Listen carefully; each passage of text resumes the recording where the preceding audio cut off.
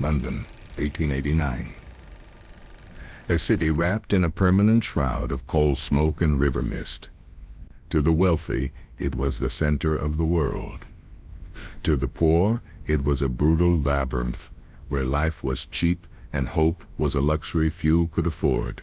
On the 16th of April, in a small, cramped room in East Lane, Walworth, a boy was born. His name was Charles Spencer Chaplin. No choirs sang, and no bells rang to mark his arrival. He was just another mouth to feed in a city that already had too many. But within this child lived a spark that would eventually illuminate the dark corners of the world. To understand the man who made millions laugh, you must first walk through the shadows where he was born. You must understand the pain that built the little tramp. Charlie was born into a world of grease paint and footlights. Both his parents were stars of the music halls, the raw heart of Victorian entertainment. His father, Charles Sr., was a man of immense charm and a voice like velvet. His mother, Hannah, was a delicate beauty who performed under the stage name Lily Harley. For a few fleeting years, the Chaplins lived in the warmth of the limelight, but the Victorian stage was a fickle master. Before Charlie was even 3 years old, the family collapsed. His father, a victim of his own fame and a devastating addiction to alcohol, walked out, leaving them to face the abyss of London's poverty alone. By 1894, the glamour was gone. Hannah's health was failing, and her voice began to crack under the strain of malnutrition and stress. Then came the night that would be etched into cinema history forever. Hannah was performing at a canteen in Aldershot, singing for a crowd of rowdy soldiers. Mid-song, her voice simply vanished. The crowd began to hiss. They threw objects at the stage. In a moment of pure desperation, the stage manager pushed 5-year-old Charlie onto the stage. The boy began to sing a popular street song. Halfway through, the audience began throwing coins at him. Charlie stopped singing, smiled at the rough soldiers, and said, "I will pick up the money first and sing later." The laughter was thunderous. But as he looked into the wings, he saw his mother, broken and silent. That night, Charlie became a star, and his mother's world came to an end. When the applause faded, the hunger returned. By the age of 7, the situation became unbearable. Charlie, his brother Sidney, and their mother were taken to the Lambeth Workhouse. In the 1890s, the workhouse was a place of ultimate shame. It was where the British Empire hid its failures. Families were ruthlessly separated. Charlie was torn from his mother's side and sent to a school for orphans. Imagine a 7-year-old boy, his head shaved, wearing a coarse uniform, standing in a cold courtyard. He spent his days scrubbing floors, and his nights listening to the sobs of other lonely children. He once looked through a high fence and saw his mother on the other side. She looked like a ghost, fading into the London fog. By the time Charlie was 10, he was a child of the streets. With his mother in and out of medical facilities, he and his brother had to become masters of survival. Charlie took on odd jobs, selling newspapers, making toys, and working in factories. But his real work was happening in his mind. He spent hours standing on street corners, watching. He watched the way a drunkard tried to walk a straight line to impress a policeman. He watched the way a poor man would adjust his threadbare tie as if he were a king. He was learning that the line between a laugh and a tear is thinner than a razor's edge. The break Charlie needed finally came through his brother Sidney. Sidney had joined the famous Fred Cano's army, the premier comedy troupe in England. Cano did not want simple jokes. He wanted the art of storytelling through movement. When Charlie joined the troupe in 1908, he was pale and small, but the moment he stepped onto the stage, he was a giant. He could tell an entire story of heartbreak with a shrug of his shoulders. Cano realized he had a genius on his hands. Charlie became the star of the troupe, and soon they were heading to the land of dreams, America. While touring America in 1913, Charlie was spotted by a scout for Keystone Studios. They offered him a contract. Charlie was hesitant. He thought the early films were crude. but the money was too good to refuse. In late 1913 he arrived in Los Angeles. Hollywood was nothing but a few dirt roads and orange groves back then. At Keystone, everything was fast and chaotic. Charlie felt lost.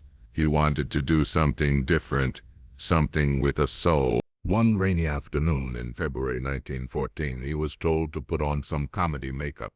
Charlie went into the dressing room with a vision. He wanted a costume of contradictions. He picked a pair of pants that were way too baggy, a coat that was way too tight, a small derby hat and shoes that were enormous, worn on the wrong feet. Finally, he added a small toothbrush mustache. When he walked onto the set, he was not Charlie Chaplin anymore. He was the Tramp, a man who was poor but had the manners of a gentleman, a man who was lonely but never lost his spirit. The laughter started immediately. It was a laughter that would soon echo across every continent on the planet. The success was instantaneous. Within a year, Chaplin mania had seized the world. Why did people love him? Because in 1914, the world was entering a great war. People felt small, crushed by machines and governments. The Tramp was the ultimate underdog. Every time he was kicked by a bully, he got back up and walked away with a little skip. He was the resilience of the human spirit. Charlie Chaplin had traveled from the cold, hungry workhouses of London to the bright lights of Hollywood. He had conquered the world without saying a single word, but the shadows of his childhood never truly left him. Even as he became a millionaire, he remained the orphan of the fog, always searching for the childhood he never had. The Tramp had found his way home, but his greatest masterpieces were yet to come. As Charlie Chaplin ascended to the throne of Hollywood, his life changed in ways he could have never imagined back in the slums of Lambeth. By 1916, he signed a contract with the Mutual Film Corporation for the staggering sum of $670,000 a year. At the age of 26, the boy who once scrubbed workhouse floors was now the highest-paid entertainer in the world. But wealth did not bring him peace. It brought a relentless drive for perfection. Unlike other actors of his time, Charlie began to take total control over his films. He became his own director, writer, and editor. He would spend weeks filming a single scene, sometimes shooting over 100 takes just to get the exact tilt of a hat or the perfect timing of a stumble. He was not just making comedies, he was crafting a new language for the human heart. During these years of rapid rise, many people didn't know about his connection to another future legend.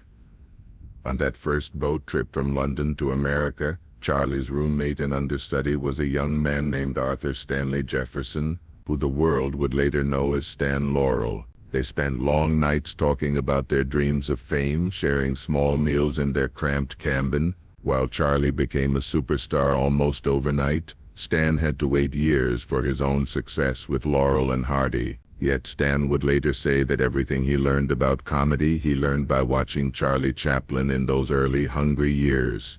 They were two boys from the British music halls who changed the face of American humor forever. But amidst the flashing cameras and the cheering crowds, Charlie's heart remained anchored in London. As soon as he had enough money, he did the one thing he had dreamed of since he was a child.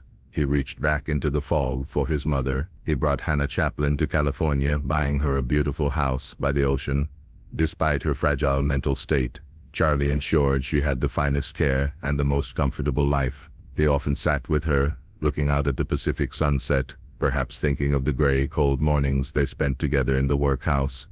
He had finally saved her, but he could never truly erase the memories of their shared pain. By the end of this first decade in Hollywood, Charlie Chaplin had moved beyond mere fame. He had become a symbol. He founded United Artists together with other legends of the era, taking complete ownership of his creative destiny. He was no longer just a performer, he was a titan of industry. Yet even as he walked through his vast mansion, he still walked with the slight skip of the little Tramp. He knew that his journey was far from over. The world was changing, moving toward a second Great War and the era of talking pictures. The silent boy from London was about to face his most controversial years. But for now he stood on top of the world, a living proof that even the most broken beginnings can lead to a legendary end. Charlie Chaplin's success was not merely a result of his funny clothes or his physical stunts. His true genius lay in his ability to touch the deepest and most vulnerable parts of the human soul. At that time, comedy in Hollywood was mostly about people throwing pies or chasing one another. But Charlie introduced something revolutionary. He added tragedy to comedy. The character of the tramp made the audience laugh, but at the same time it forced them to feel his loneliness and his struggle. He became the voice of the little man, lost in the chaos of the modern world but never surrendering his dignity. His pants were torn and his pockets were empty, but the way he held his cane and adjusted his hat made him as noble as a king. In him people saw their own struggles, their own disappointments, and their own resilience against life. Chaplin was the first to transform cinema from a simple distraction into a profound art form. He didn't just want us to laugh, he wanted us to think. The themes he explored, poverty, injustice, and the struggle of humanity against the machine, remain deeply relevant even today. The masters of modern cinema, from Buster Keaton to Jackie Chan and from Federico Fellini to Robert Downey Jr., have all learned from his silence.